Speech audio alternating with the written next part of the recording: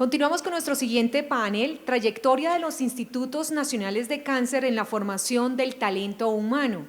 Uno de los retos fundamentales para el control del cáncer es contar con talento humano capacitado en las diferentes especializaciones en oncología. Para este panel vamos a invitar a la moderadora, la doctora Magda Lorena Jiménez, coordinadora de docencia del Instituto Nacional de Cancerología de Colombia, quien será la persona encargada del panel, e invitamos a nuestros panelistas. La doctora Marta Alicia Arrién, directora general del Instituto Oncológico del Oriente de Santa Cruz de la Sierra, Bolivia. Al doctor Aníbal Villarreal, director del Instituto Oncológico Nacional de Panamá. Al doctor Eduardo Tomás Payet, jefe institucional del Instituto Nacional de Enfermedades Neoplásicas de Perú. Y a la doctora Lina María Trujillo Sánchez, subdirectora general de Atención Médica y Docencia del Instituto Nacional de Cancerología de Colombia.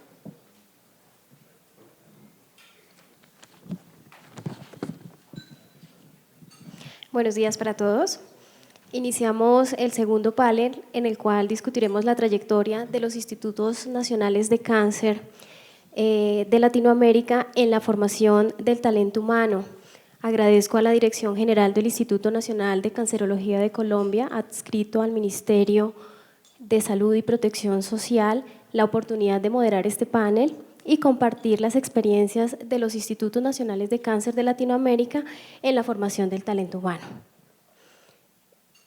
Como lo decía nuestra presentadora, uno de los retos fundamentales para el control del cáncer es tener un talento humano formado, capacitado y entrenado en las diferentes áreas y subespecialidades de la oncología en los países. En este sentido, todos los institutos de cáncer se constituyen en un escenario importante para la formación del talento humano, porque además de contar con una infraestructura física disponible para la formación de los profesionales, tienen el número de pacientes con las diferentes patologías oncológicas necesarias para adquirir las competencias y las capacidades para atender los pacientes con cáncer. En algunas de las experiencias históricas de nuestro país, en Colombia, los institutos de cáncer antiguamente otorgaban las certificaciones académicas una vez los estudiantes, los profesionales adquirían la formación. Sin embargo, esto ha venido cambiando y actualmente la certificación, la titulación de los profesionales se realiza a través de instituciones de educación superior, a través de las universidades.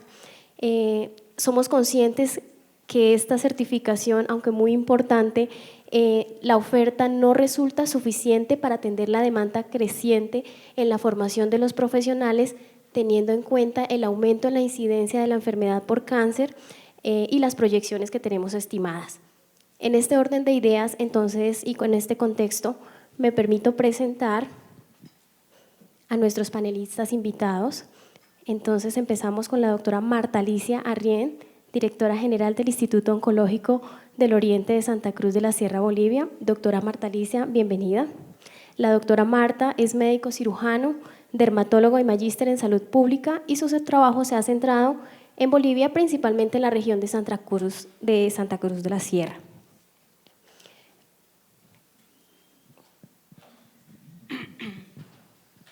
Buenos días, estoy muy alegre de estar con todos ustedes y estar aprendiendo tantas cosas que he escuchado. Bueno, Bolivia no tiene un Instituto Nacional de Cáncer, no tiene una política de cáncer, tampoco presupuesto, y en Santa Cruz de la Sierra, que es un departamento de los 9 departamentos de Bolivia, estamos a 1000, para darnos una idea, estamos a 1000 kilómetros de La Paz, que es la sede central, y donde está el Ministerio de Salud. Santa Cruz, en el año 1970, comienza a ver que los enfermos del cáncer comenzaban a caminar de un lado a otro, y 3 visionarios comenzaron a organizarse. Mi ciudad tiene una característica que podríamos decir para que ustedes vayan ubicándose. En 1950 andábamos en la calle descalzos en el agua.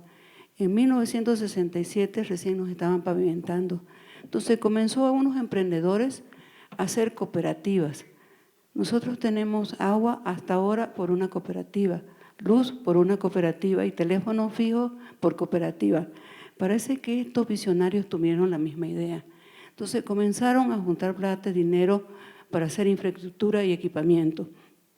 Y ellos se fueron, 2 a Francia y 1 a Brasil, y tal vez ahora entendiéndolo, por eso le pusieron Instituto Oncológico del Oriente Boliviano, con una visión de que no sea solo asistencial, sino también de docente, como lo demostraron al inaugurar el hospital en 1978 y ya con el servicio de cirugía, con el servicio de quimioterapia y con la bomba de cesio. Y la docencia la comenzaron en 1990 y también hicieron un convenio con las universidades. Actualmente hay en el gobierno ya un Comité Nacional de Integración Docente Asistencial que está, agüita, por favor, que está integrado por el Ministerio de Salud, por la universidad, el colegio médico y las representantes de cada departamento de salud. Entonces, ahí se comenzó la docencia y también comenzaron a pensar en lo preventivo. En 1994, la doctora Edith Claro, con un asesor de la OPS, que no recuerdo su nombre, sí que era chileno, planificaron la detección de cáncer de cuello uterino y comenzaron a formar citotecnólogas en el Instituto Oncológico del Oriente Boliviano. Actualmente, el hospital tiene el primer acelerador público de Bolivia, por el cual estamos asesorando a todo Bolivia. Tenemos también el primer ciudad que ha implementado la detección del cáncer de cuello uterino con el HPV. En esto nos asesoró la doctora Silvina Arrozi. Como ustedes ven, Santa Cruz de la Sierra en estos momentos sí estamos asesorando a nivel nacional, porque creo que el talento humano no es solo formarlo, sino tener los años de experiencia, tampoco tal vez lo que podemos demostrar, pero en estos momentos en la ley del cáncer se está gestando en el Instituto Oncológico del Oriente Boliviano. Cuando van a edificar lo que es la radioterapia, vienen y lo ven a lo que tenemos nosotros. Porque también una cosa muy bonita que se tuvo en el oncológico es que cuando se tiene las ganas de hacer, sí hay que buscar buenos asesores. Porque la radioterapia, nosotros la cambiamos en el 2004, la que tenían los fundadores en el año, cuando la hicieron en el 1978. Y la hicimos solo. Es cierto, nos ayudó el organismo internacional, pero hicimos un búnker nada más. Tal vez no teníamos la capacidad, no lo sé. Pero ustedes ahorita van a Santa Cruz y ya es un ambiente como en cualquier otro lugar. Entonces,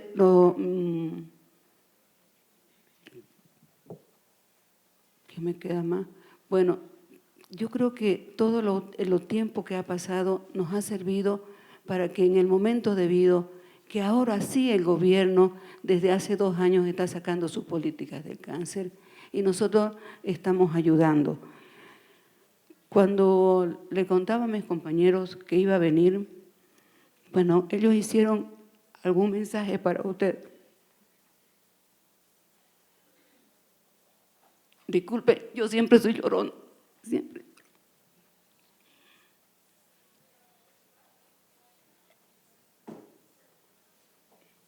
Me olvidaban que tenemos también una braquiterapia de alta dosis. Dicen ellos que hay necesidad de formación, necesidad de acreditar oncología pediátrica, necesidad de acreditar la oncología pediátrica, la cirugía pediátrica, que haya financiamiento para el desarrollo de docencia y la investigación,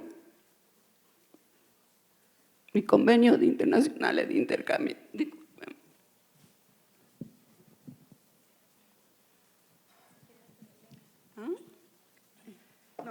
Bueno, siempre lloro, pero después me pongo bien. Entonces necesitamos el reto. Así le consigo cosas al gobierno. Salgo a las calles y gritamos así. Hay necesidad de formación, hay que acreditar la oncología pediátrica, cirugía pediátrica, y también que haya financiamiento para el desarrollo de la docencia y la investigación y que haya convenios internacionales de intercambio.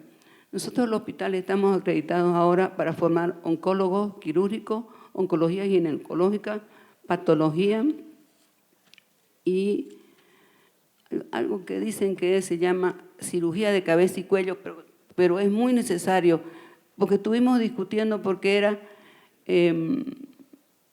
no sé qué le llamaban, pero era algo así, pero que era también con otorrino, y nosotros no teníamos esa parte, por eso ahora estamos discutiendo un poquito, porque se llamaba la especialidad otorrino y cirugía de cabeza y cuello, y en el hospital de nosotros solo dábamos la formación de cabeza y cuello. Entonces, por eso me siento muy bien en estar con ustedes. No sé cómo llegué aquí, pero aquí estoy. Gracias.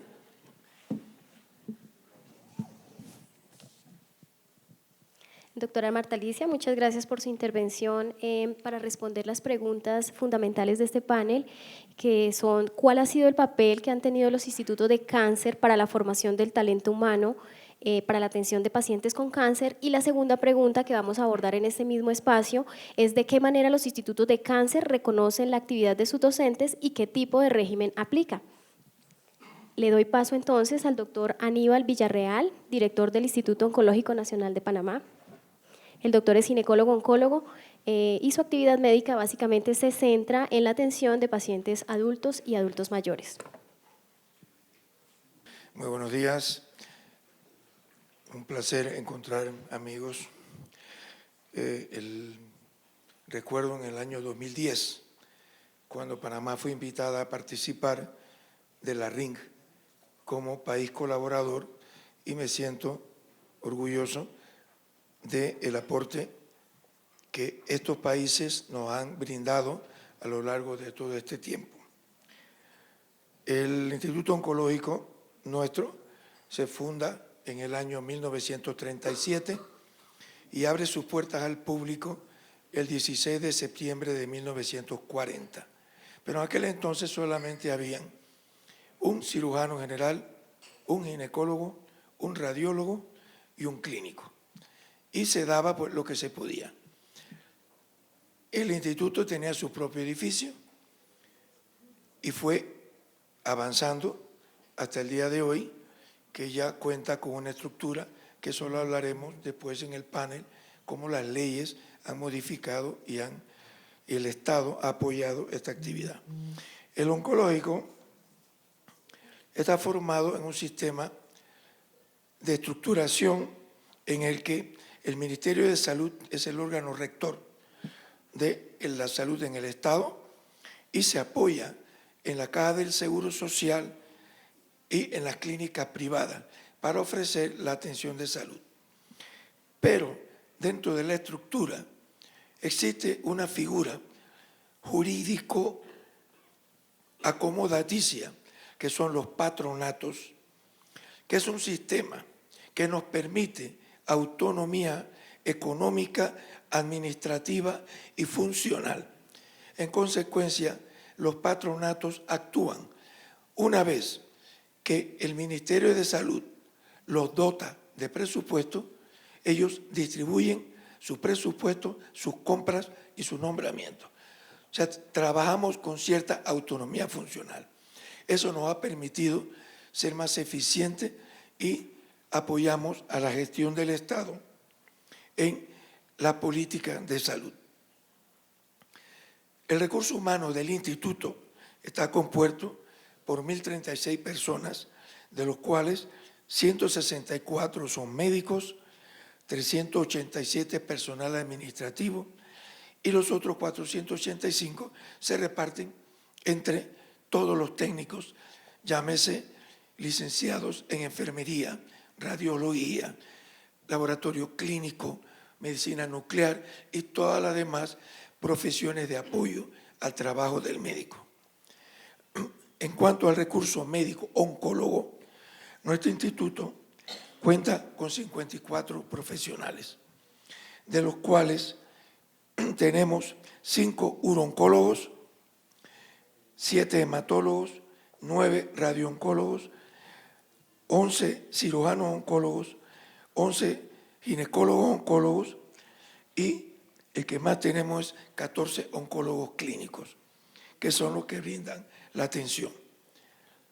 Otro grupo se reparten 92 médicos más en las diferentes especialidades que dan apoyo al trabajo oncológico, desde un urólogo general, neurocirujanos, y tenemos efectivamente, como dice la doctora, tenemos un otorrino oncólogo, que es el encargado de la patología de cabeza y cuello.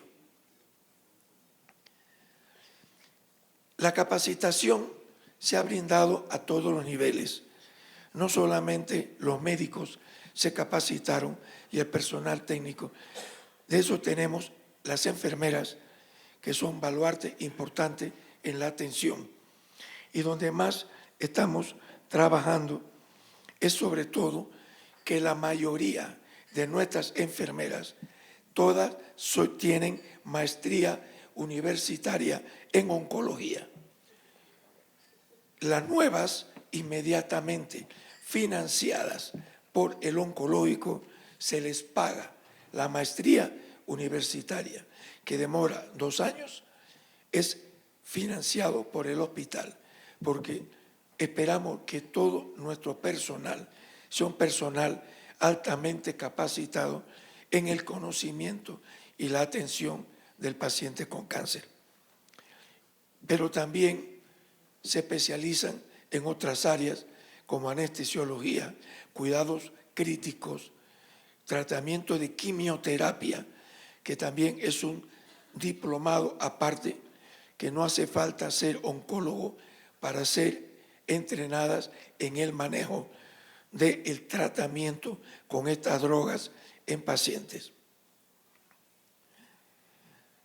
Y el resto de países, que esto es una parte que la quise agregar porque forma parte del agradecimiento que Panamá le da a los hermanos países de América que lo han ayudado a la formación de su recurso profesional. La mayoría de nuestros especialistas de cáncer proceden de México y más concretamente del INCAN.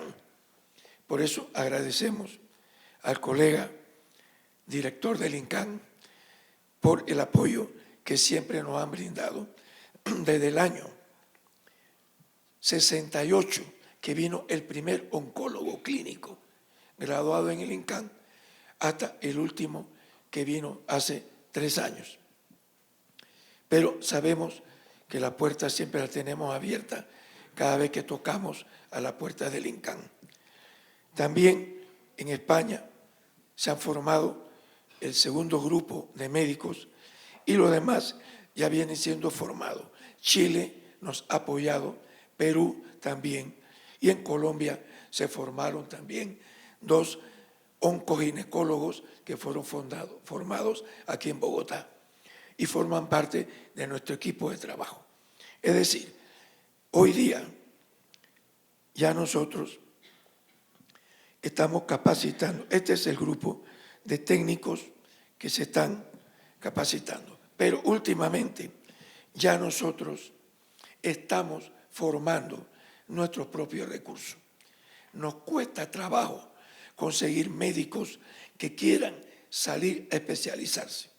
La oncología en Panamá supone que el médico, después de pasar 1 año de rotación hospitalaria, una vez graduado, tiene que pasar un segundo año de medicina social rural.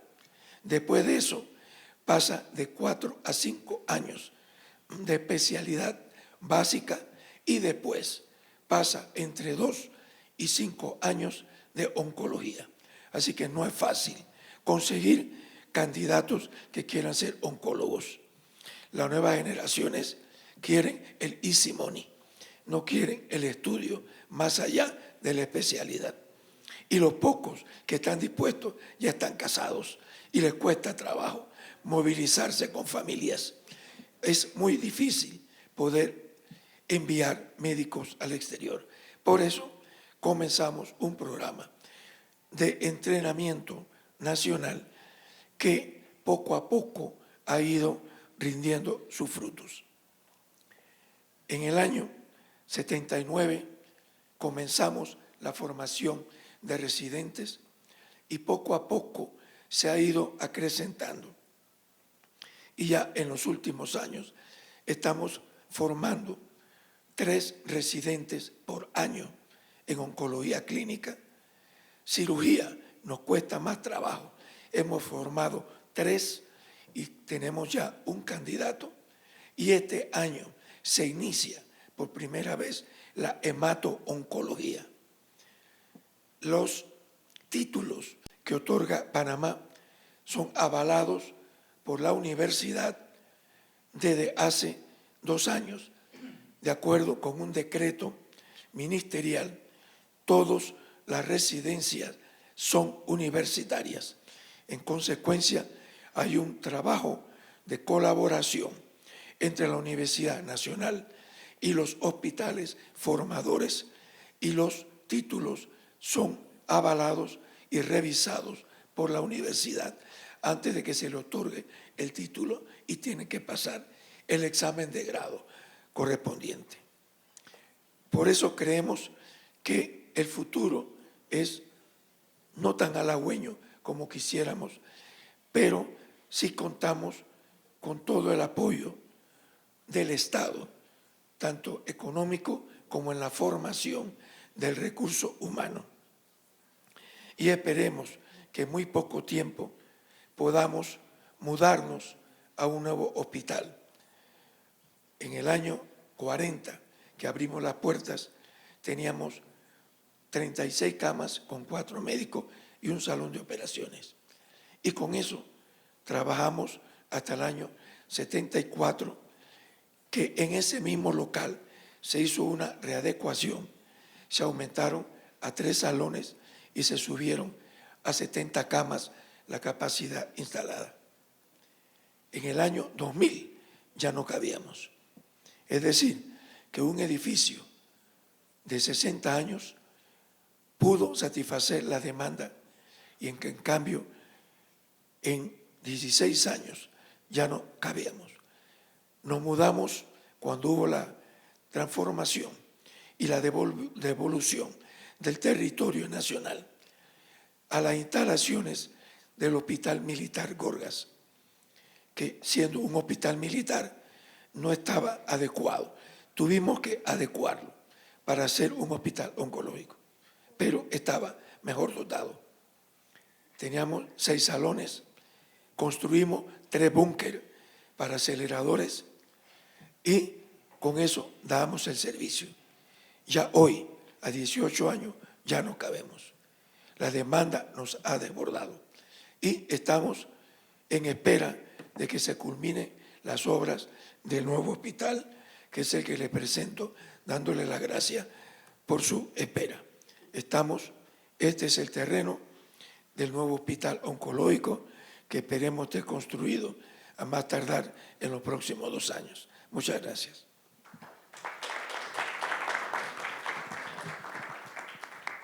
Doctor Aníbal Villarreal, muchas gracias por compartir con nosotros las experiencias de la formación del talento humano en el Instituto Oncológico Nacional de Panamá. A continuación, doy paso al doctor Eduardo Tomás Payet Mesa, jefe institucional del Instituto Nacional de Enfermedades Neoplásicas de Perú. El doctor Eduardo Tomás es médico cirujano, magíster en medicina y gerencia en servicios de salud y especialista en cirugía general y oncológica abdominal. Doctor Eduardo, bienvenido. Gracias, muy buenos días nuevamente, y agradecer nuevamente la gentil invitación de Carolina. Bueno, a ver, más que hablar del Instituto Nacional de Enfermedades Neoplásicas, que muchos de ustedes hemos tenido nosotros el honor de recibirlos a ustedes en visita, quisiera hablar de lo que pienso yo del rol que debiera tener la red de institutos nacionales de cáncer en el tema de recursos humanos, que entiendo es el talento humano, recursos humanos. Y sin duda, doctora Ismael, nosotros cumplimos 80 años ya en el instituto, perdónalo, no tengo yo esos 80 años, pero Pero la historia del instituto, sí, el 4 de diciembre cumplimos 80 años y qué maravilla tener una institución que empiece a nacer con la experiencia de todos. Así que mi comentario va a ir en relación a mi visión como instituto y como miembro de la RINC. Y sin duda la experiencia del INEN, Instituto Nacional de Enfermedades Neoplásicas, ha sido larguísima en la formación de recursos humanos, sin embargo, en todas las especialidades que la institución puede ofrecer y especialidades afines, me refiero a anestesiología, radiología orientada al cáncer y todo esto, pero a pesar de eso, en toda la experiencia que ha tenido la institución, existe aún una brecha importante de recursos humanos a nivel nacional. ¿Y por qué? Porque existe una concentración de especialistas en el país, en la capital, en Lima, ciudad de 13 millones de habitantes, país de 30 millones de habitantes. Pero, ¿hacia dónde debiéramos ir? Sin duda, hacia la lógica de los planes nacionales de cáncer. Entiendo, tarea muy difícil, pero creo que, como varias veces lo hemos discutido, el rol que debiera tener la RINC dentro de sus tareas es tratar de incentivar a todos nuestros países y a los institutos nacionales de cáncer a tratar de estudiar este tema. Y dentro de la agenda, que va desde estructura, tener la radiografía del cáncer del país con los registros de base poblacional, tarea importantísima para convencer a los políticos, es tratar de estudiar todo lo que nosotros hemos podido hacer y entrar en la lógica de lo que significa Planes Nacional de Cáncer. Formación de residentes es tener un sistema de residentado en las diferentes especialidades es básico porque funciona ayuda a funcionar el hospital, formamos especialistas, tenemos formación de tecnólogos en las diferentes especialidades que necesitamos en rayos X, en radioterapia, en fin, en todo, en patología, en banco de tumores, en genética, un rol importantísimo en lo que significa teleeducación. Hoy día nosotros hacemos quimioterapia por teleeducación, utilizando infraestructura de los hospitales generales en zonas muy marginales, y con muy buenos resultados en pacientes que fueron tratados y diagnosticados y que vinieron a la capital y que los hemos diferido allá con programas principalmente en mama, en tumores sólidos principalmente. Gran cooperación internacional y todo este tipo de cosas que funcionan. Pero estos planes nacionales de cáncer deberían ir en la lógica también de la creación de institutos, como nosotros le llamamos, institutos regionales de enfermedades neoplásicas. Y así nosotros, además del Instituto Nacional, ente rector en la lógica de organismo público ejecutor, fuera del sistema de salud, dependiendo del Estado, con presupuesto propio directamente de Hacienda o Economía Finanzas, manejamos en la lógica de lo que durante muchos años hemos llamado el Plan Esperanza, que sigue activo. Entonces, de esa forma, hemos creado institutos regionales, uno en el norte, otro en el sur y otro en el centro del país, en esta geografía tan accidentada que tiene nuestro país, y hemos puesto a trabajar en esas zonas médicos que hemos formado. De esa forma estamos apoyando la desconcentración y la descentralización. Pienso que a pesar de eso, la brecha existe, pero cada año en el instituto, en los programas de 4 años de formación de especializada, registradas por los sistemas universitarios y por las leyes nacionales, graduamos un promedio de 100 médicos residentes cada año en las diferentes especialidades. Cirugía oncológica, oncología médica. No obstante, tenemos un gran problema. Uno es la formación de especialistas en radioterapia. Sí, ustedes hablaban que en Brasil tenían 80 aceleradores lineales en todo el país. Nosotros tenemos 25, tenemos una gran brecha de infraestructura en esta lógica. El Instituto Nacional de Enfermedades Neoplásicas tiene 7 aceleradores lineales y estamos en la lógica ahora de un plan de inversión para tratar de que ese 60% de pacientes oncológicos que necesitan radioterapia puedan ser atendidos allá. Oncología pediátrica, sin duda, es una brecha importantísima también que tenemos, pero todo esto debe enmarcarse en la lógica de planes nacionales de cáncer y esto, sin duda, con el permiso de las personas del Estado, esto no lo puede discutir el Estado, esto lo tiene que discutir los entes rectores que son los Institutos Nacionales de Cáncer, que es, vamos, la política que yo defiendo y que eso es lo que debemos hacer. Sí, el Estado se encarga de las políticas públicas probablemente, pero el órgano técnico son los Institutos Nacionales de Cáncer y por eso nuevamente, Carolina, te felicito por ese respaldo absoluto que has tenido esta mañana por parte del gobierno. Y me encantaría tener una copia de ese discurso, si me lo pudieras mandar sería magnífico para ponerlo en las redes de mi hospital. Es un modelo que hay que seguir. Entonces la lógica es, uno, establecer primero la radiografía del cáncer de cada país y registros de base poblacional son fundamentales. Dos, tratar de desarrollar un plan nacional de cáncer en la lógica y limitaciones que podamos tener nuestros países en vías de desarrollo o de ingresos medios. La ayuda, hace un rato estábamos hablando, Europa está apuntando al África, ya no mira a Latinoamérica y la inversión va para allá. Y así que pero mayor razón para que estemos juntos en la lógica latinoamericana. Planes nacionales de cáncer es un tema fundamental y solamente los técnicos, nosotros podemos hacerlo. Nosotros como Latinoamérica, nosotros como especialistas en cáncer en las diferentes ramas. Y tratar de continuar en esta lucha.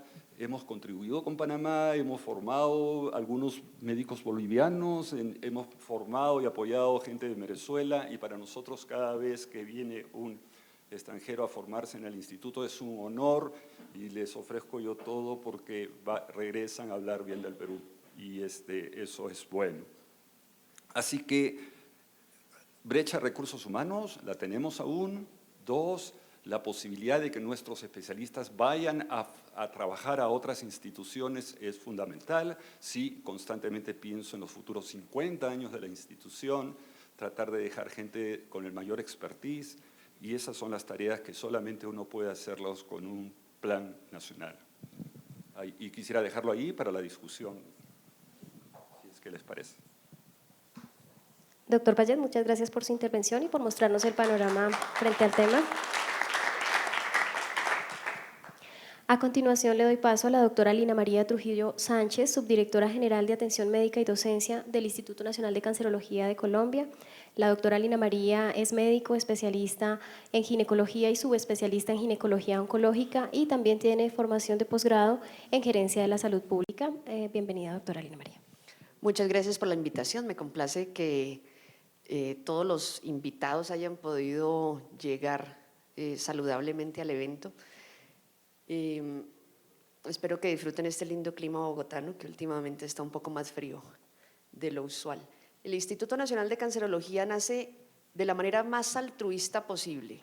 Si algo puede rescatarse de una guerra, creo que es el Instituto Nacional de Cancerología.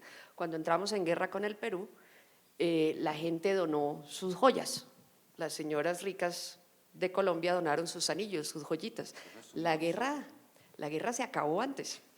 Y gracias a esas donaciones quedó un recurso que en su momento, y como dijo el viceministro, después de tantas reuniones en las cuales se tocaba la necesidad de que el país tuviera un centro de atención de paciente oncológico, en ese momento la herramienta terapéutica era la radioterapia, se constituye entonces el Instituto de Radio como una única alternativa para los pacientes colombianos, que en ese momento, si bien el país tenía todavía muchos problemas de ser un país joven y de fallecer por causas no crónicas, como en este momento, necesitaba tener la atención.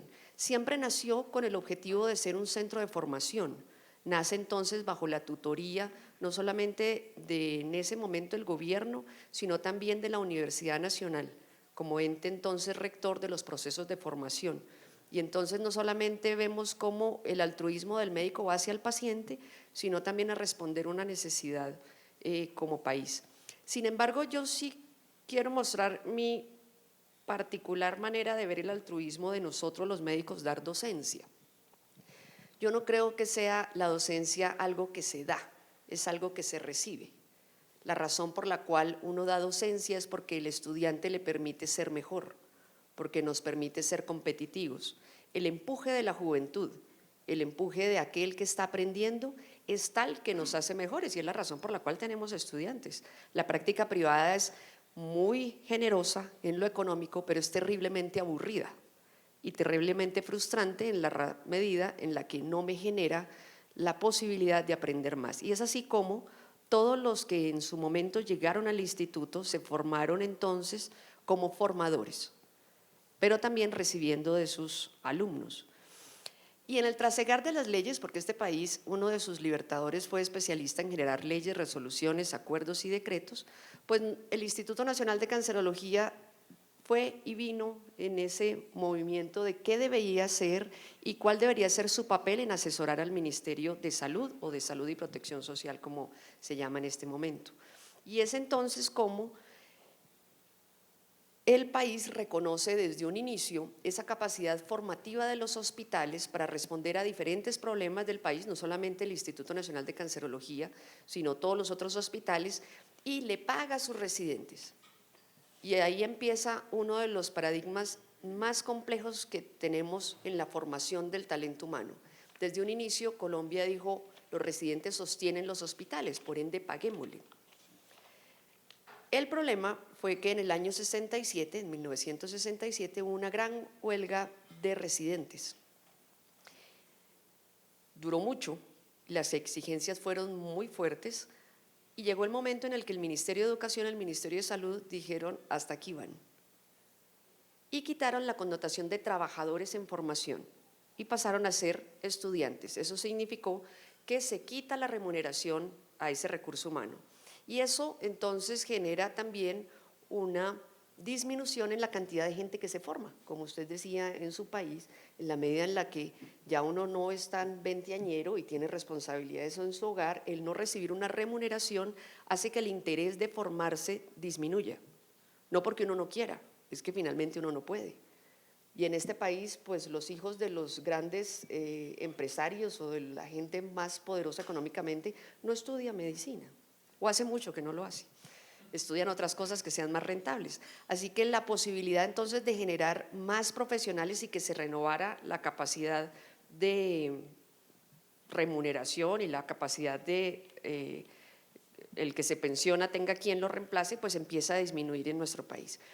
Sin embargo, una de las características especiales es que a pesar de todo esto el instituto dice no, yo les sigo pagando. El instituto entonces, a pesar de esta crisis que se da en el año 67 y que los ministerios dijeron hasta aquí se les paga, el instituto sigue haciendo un gran esfuerzo por remunerar a su personal en oncología. Y de esa manera se sostuvo, no solamente como instituto formador, sino como un instituto que se renovaba. Y eso permitió entonces empezar a pensar que era importante hacer un reconocimiento docente, porque no era solamente muy bien dentro de su misión está enseñar, sino cuál es su reconocimiento como profesor ante las instituciones que avalan los programas y ante su remuneración. El Instituto Nacional de Cancerología, por el hecho de depender del Estado, tiene unas limitaciones gigantescas en torno a lo que puede pagar, a lo que puede remunerar. Y es la razón por la cual los que trabajamos sobre el techo o bajo el techo del Instituto Nacional de Cancerología tenemos una manera diferente de entender nuestra remuneración. Eso mi marido a veces, él también trabaja en el instituto, a veces lo cuestiona, pero ha permitido entonces que tengamos una doble vida o una triple vida o una cuádruple vida. Muchos de los oncólogos del país, oncólogos clínicos, oncólogos quirúrgicos, deben trabajar en otros sitios porque la remuneración del Estado no es suficiente para poder solventar las necesidades particulares de cada uno. Y eso hace entonces que el esfuerzo que hace una institución como estas, que forma gente, sea mayor en no dejar perder su recurso humano. Uno de sus ginecólogos oncólogos fue formado por nosotros, el doctor Lazo de la Vega, creo que ha sido de las personas que más le ha aprendido a operar y me siento muy orgullosa que haya sido egresado a nuestro instituto. Por supuesto, por eso creo que los ginecólogos, y esto viene a ese comentario, los ginecólogos hemos entendido que la oncología se ejerce desde varios puntos. No es una casualidad, doctor, que dos de la mesa seamos ginecólogos oncólogos. Creo que los ginecólogos oncólogos, y estoy segura que muchos otros de las ramas oncológicas hemos entendido que la oncología se entiende desde varios puntos de vista, desde el administrativo, y por eso usted y yo tenemos responsabilidades administrativas, usted más que yo, desde la salud pública, y entonces tratamos de entender un poco más los procesos desde la parte de calidad y entonces muchos desde la parte de gobierno, porque la oncología ya no es solamente el problema de la atención particular del paciente. Hemos tenido que aprender de investigación. Antes teníamos un divorcio enorme, en especial en el Instituto Nacional de Cancerología con el grupo de investigaciones. Los que hacíamos atención clínica, pues nunca nos enseñaron de investigaciones, entonces nos daba susto entrar allá y los de allá nos decían, tienen un ego demasiado grande los oncólogos, así que no nos miraban. Pero hemos entendido que la sinergia permite dar mejor atención a nuestros pacientes y formar mejor a nuestra gente. En este momento el Instituto Nacional de Cancerología tiene un segundo matrimonio. Su primer matrimonio de certificación realmente se logra en el año 98. Hasta ese momento el ministerio no dio el aval para titular oficialmente. Lo que el instituto daba era un lindo pergamino que tenía un valor afectivo muy grande, pero no un valor académico total. A partir del año 98, bajo un convenio con una institución privada docente, la Universidad Javeriana empieza a titular y se regulariza la titulación del profesional en la oncología en las diferentes ramas. Luego sufrimos un divorcio con esa institución educativa y a partir del año 2011 nos volvimos a casar con otra institución educativa, esta sí del orden nacional, pública también, con el cual entonces hemos seguido formando. En ese primer matrimonio alcanzamos a formar 672 profesionales en diferentes especialidades. Nosotros formamos 14 especialidades, 14 subespecialidades, 14 segundas especialidades y uno de primera especialidad que es la radioterapia o la oncología radioterápica. Pero no solamente formamos los que atendemos, formamos a nuestro personal de investigación, formamos a nuestros técnicos, que son pilares fundamentales en el diagnóstico, y pretendemos no ser los únicos. Pretendemos que el país entienda que si bien todavía el Zika, el chikungunya, el dengue nos sigue complicando nuestro perfil epidemiológico, en este momento somos un país viejo. Tenemos 100 jóvenes menores de 15 años por cada 41 mayores de 65. Eso significa, para los que les gustan las matemáticas, que la brecha pensional, quienes sostienen las pensiones de los mayores, son pocos. Y que muy seguramente dinero para sostener las pensiones no va a haber. Pero lo que es peor, no va a haber para sostener la salud. Así que necesitamos un entendimiento mejor de la oncología. Y creo que el instituto ha liderado los procesos de entendimiento del país. Ya no solamente entender la patología oncológica como el cuidado final, sino también desde la biología, desde la genética, desde todo lo que significa la visión del oncólogo en un sistema de salud de un país sin recursos ilimitados. No creo que exista uno con recursos ilimitados, pero definitivamente Colombia y Latinoamérica no tiene recursos ilimitados. Coincidencialmente estuve en el Congreso de los Oncólogos Clínicos, trato de ir porque creo que mezcla todas las ramas de la oncología, más que mi congreso propio de ginecología oncológica. Y es interesante ver cómo los conceptos de generar valor en la oncología empiezan a ser más fuertes. Yo quisiera enormemente que alguno de nuestros directores llegara a ser ministro. El doctor Carlos Castro fue viceministro y creo que posicionó y nos volvió también visibles, pero yo sí quisiera que llegara a ser alguno de los directores ministro. El tema del cáncer es relevante que se visibilice, y porque finalmente la injusticia del cáncer no es un problema ni de la genética, ni del acceso a medicamentos, ni de que yo pueda tener más o menos aceleradores, ustedes tienen más que nosotros.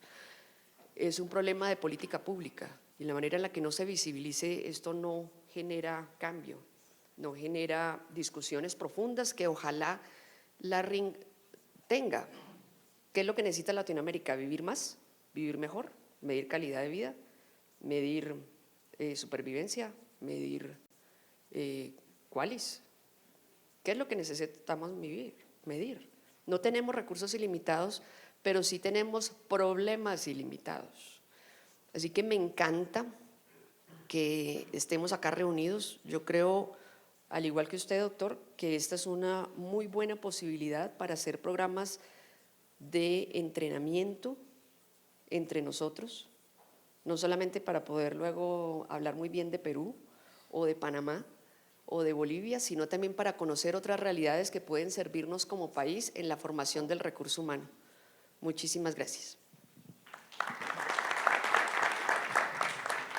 Doctora Lina María, muchas gracias por su intervención. A continuación tenemos cerca de 10 minutos para recibir las inquietudes e intervenciones de los participantes que nos acompañan hoy.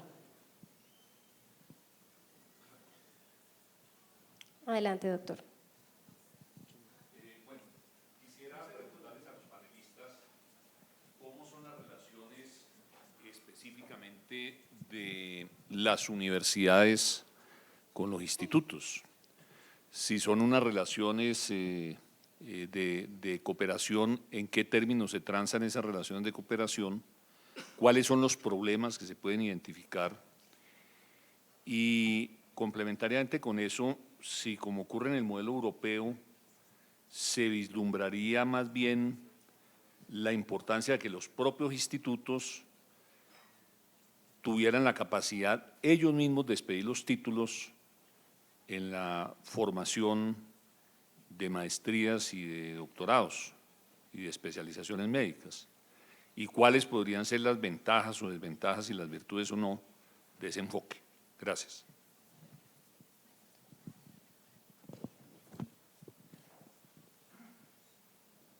Como para no aburrirlos porque sigo hablando yo. Colombia, una vez arranca sus programas de oncología certificados por universidades, plantea entonces unas exigencias dentro del sistema de calidad de la educación. Eso creo que es lo positivo. Sin embargo, le voy a contar cómo viví yo como ginecóloga-oncóloga mi experiencia de formación bajo un programa universitario en el cual mi matrícula iba a la universidad, no al instituto, en la que jamás fui a la universidad. Todos mis profesores, mi atención docente, mi formación fueron en las paredes del Instituto Nacional de Cancerología o en los centros hospitalarios que el instituto tenía convenio. Jamás fui a la universidad. Tanto fue que el día que me tocó hacer mis papeles de grado, me perdí en la universidad, no la conocía siquiera. Pero el certificado que me avala es un título universitario. Sí creo que los institutos que forman gente, y en especial de tanta complejidad como el cáncer, donde la parte técnica la conoce el profesional que está inmerso en estas paredes, debiera ser el que certifica el proceso. Sin embargo, pues la realidad del país es que los programas los certifica una universidad. Ahora bien, ¿cómo se hace los convenios docente-asistencia? A los programas, básicamente en el Instituto Nacional de Cancerología está un gran grupo de programas donde los avala una sola universidad y hay otros 2 programas que los avalan 2 universidades distintas. Cada proceso de selección está bajo la tutoría de esas universidades, los procesos de remuneración, de que el estudiante remunera, lo hace a la universidad. El Instituto Nacional de Cancerología no recibe a propósito su parte como una manera de apoyo al estudiante y el instituto le paga al estudiante sin recibir ningún tipo de apoyo de la universidad. La universidad entonces avala y certifica unos procesos de calidad dentro de la docencia y es quien el Ministerio de Salud reconoce como ente formador. Hay algunas reglas claras que debe cumplir bajo las oficinas de docencia tanto de las universidades como del instituto para la reglamentación y el cumplimiento de los procesos formativos.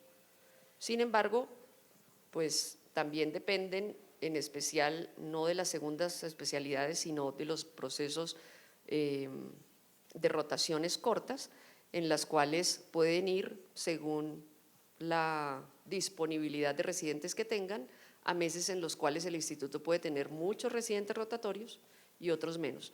Alrededor de 2.200 estudiantes en formación tenemos en el instituto de diferentes niveles. Sin embargo, cada proceso tiene una particularidad de reglamentación. Muchas gracias, doctora. Un comentario muy puntual, si me permite, doctor. Dos conceptos. Uno, pregrado. Creo que en todas las facultades de medicina debe estar en la agenda del cáncer en los diferentes programas. Y sí, es cierto, la universidad sería larguísima. Hoy día las escuelas tienden a cortar un poco de 10 años de mi época a 6 o 5, en fin. Sí, pero creo que el estudiante de medicina tiene que ya tener los conceptos de epidemiología, de genética, de conducta, de conocer la enfermedad, y es fundamental que todos nuestros países lo sepan y lo conozcan. En relación al posgrado, al residentado médico, es decir, especialización, sí, en nuestra experiencia en las reglas, las leyes peruanas, sí, la universidad peruana es la que otorga el título y el Colegio Médico del Perú es el que da el board, el que da la licencia para tratar. Pero en la institución, más vale el diploma que da la sede institucional y que el que da la misma escuela universitaria. Yo no creo que los institutos nacionales de cáncer deban hacer convenio con todas las escuelas de medicina del país. Vamos, México, ¿cuántas facultades de medicina tiene? Tiene más de 100 probablemente. Correcto. Y entonces yo no creo que la especialización… Es cierto que los hospitales generales, que nosotros como líderes en el cáncer, debemos usar la infraestructura de los hospitales generales porque, vamos, yo no quiero atender todos los casos de cáncer del Perú en mi institución, no tengo la capacidad. Pero sí debemos hacer convenios con algunas universidades a las cuales nosotros debiéramos tener, vamos, el perfil, el convenio y la capacidad en la cual nosotros participar en la estructura y en la programación de los diferentes programas de residentado o especialización médica que debemos dar. De esa forma, es decir, debemos tener el control de la calidad de la formación de los especialistas y solo un Instituto Nacional de Cáncer puede hacer. Es decir, cáncer se aprende en un hospital de cáncer. Yo no estoy seguro de que podamos abrir las puertas. Necesitamos de la infraestructura de los hospitales generales para trabajar, pero en la formación de especialistas, la currícula de estudios tiene que hacerla usted, no sé, con 4 o 5 facultades de medicina, en mi modesta opinión.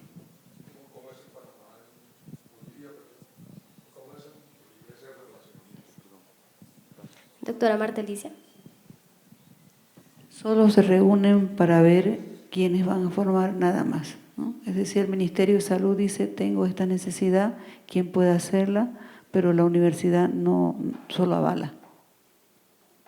Expide los títulos de la universidad. Los títulos los expide la universidad. La universidad. ¿Y en Panamá? Panamá tradicionalmente los títulos los otorgaban los hospitales formadores del recurso.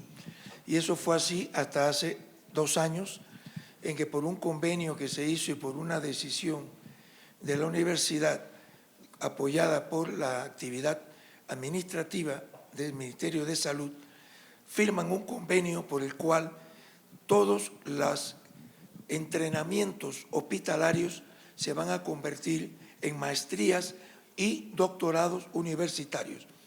Las especialidades básicas serían maestrías, las subespecialidades, como la oncología, serían doctorados. Para eso, todos los hospitales formadores de recursos enviamos nuestro pensum académico a la universidad, ellos lo revisan, lo pulen con nosotros y se crea entonces el pensum académico reconocido por la universidad. De tal forma que a partir de hace 2 años, todos los nuevos especialistas tendrán diploma de la Universidad de Panamá.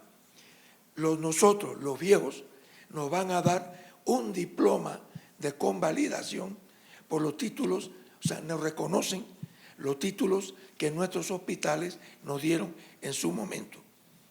Pero desde hace 2 años para acá, todos serán universitarios. Sin embargo, no entiendo cuáles fueron las decisiones. Esa fue una decisión que no fue muy bien vista por muchos médicos, ni siquiera por profesores universitarios, porque la universidad no tiene la capacidad para formar oncólogos. No hay. los oncólogos son todos hospitalarios y no todos son profesores universitarios. Y ese era el cuestionamiento. ¿Por qué me va a dar un diploma si tú ni siquiera me has dado? Como dice la doctora, yo jamás he pisado un aula tuya. Pero eso fue una decisión por un decreto y eso es aprobado y es de obligatorio cumplimiento, porque no se va a otorgar idoneidad para ejercer la profesión si no tienen ese diploma. No conozco los motivos. Lo único que sí es que, por ejemplo, en el caso nuestro, lo que ya tenemos el diploma registrado, tenemos que pagar por esa convalidación que nos va a dar la universidad. Así que yo creo que algo de eso es económico. Pienso que mucho de eso tiene un fin económico, más que científico, porque el entrenamiento y los médicos que dan las clases son todos del hospital, no pertenecen al cuadro de profesores de la universidad, salvo algunas excepciones. De ginecología hay 2 ginecólogos que son catedráticos, un oncólogo que sí se incluyó hace 2 años esa asignatura. La oncología general ya forma parte del pensum de la universidad, pero como concepto general, a ver si de esa forma se motivan estudiantes para ser oncólogos en el futuro. Pero no creo que sea mucho más. Yo la verdad que cuestiono el motivo, pero tenemos que acatarlo y de momento nuestro currículum todos están reconocidos y por eso hemos podido seguir formando residentes. Gracias, doctor. Doctor Juan José. Como mencionó la doctora Lina, y me imagino que en Latinoamérica será similar, se vio una presión grande de la migración del talento humano, lo llamamos talento humano en Colombia, pero el recurso humano más general, el recurso humano del sector público al sector privado, por los factores, transición epidemiológica, competencia y obviamente el interés del médico de pronto de cambiar. En Colombia, más o menos promedio, en el instituto, un médico debe ganar de $2.000 a $2.500, en tanto que el sector privado fácilmente obtiene 3 o 4 veces ese ingreso. La pregunta específica es, ¿han visto esa presión de migración de talento humano? Incluso se ha presentado aquí en investigación también, y también no hablar de enfermeras, tecnólogos. ¿Se han visto igual esa presión de migración de talento humano y cómo han abordado esa situación? Vamos, ¿cuál es el objetivo de los programas de especialización en cáncer? El objetivo es elevar el estándar del manejo del cáncer a nivel nacional, a nivel del país.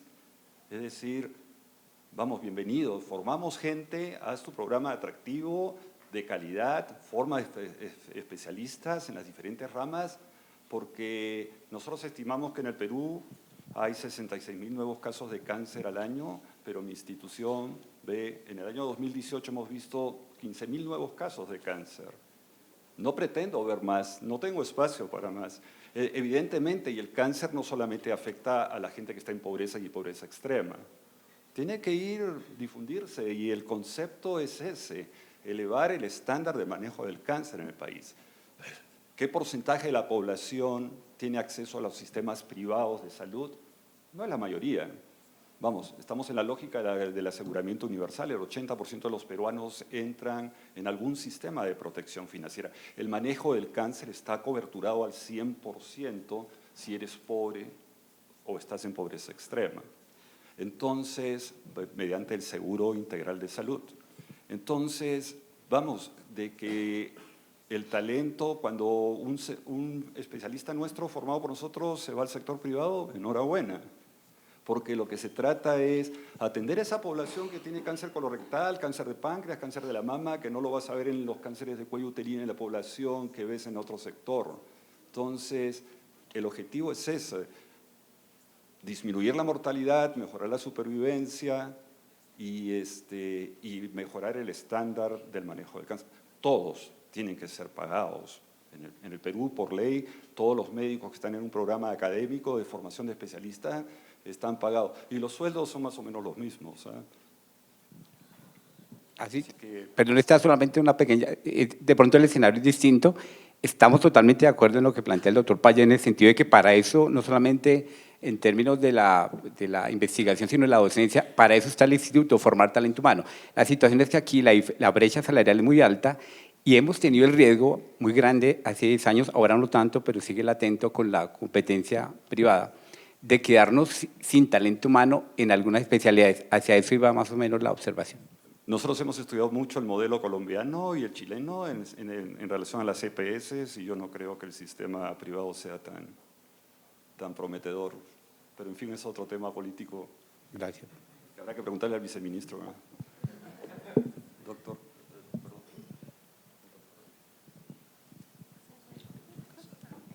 Adelante, doctor.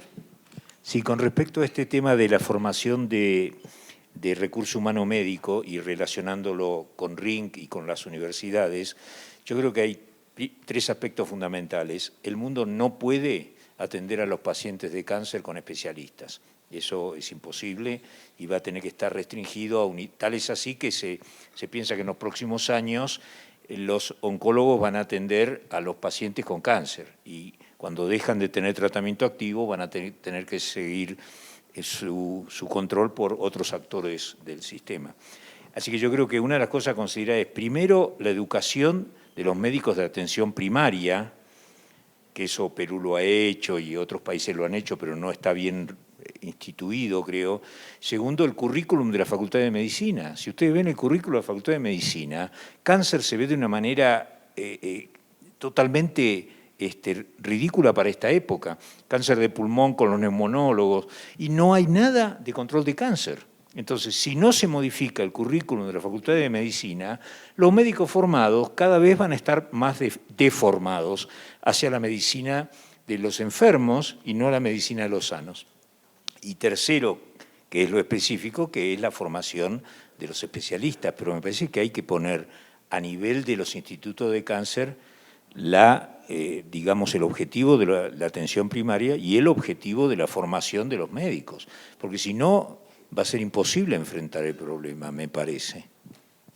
Sobre ese punto, sin duda, yo cuando era chico, piensa en tuberculosis como diagnóstico diferencial en las escuelas de medicina interna. Hoy yo les digo, piensen en cáncer. El director de México. Doctor Castro. No, es que estaba aquí con Carlos y nos sonreíamos porque desde que yo estaba estudiando medicina estoy oyendo hablar que hay que hacer énfasis en la prevención y no en el tratamiento. Segundo, he estado oyendo hablar de que cuál es el médico que necesita Colombia y ya me estoy muriendo y no supe cuál era.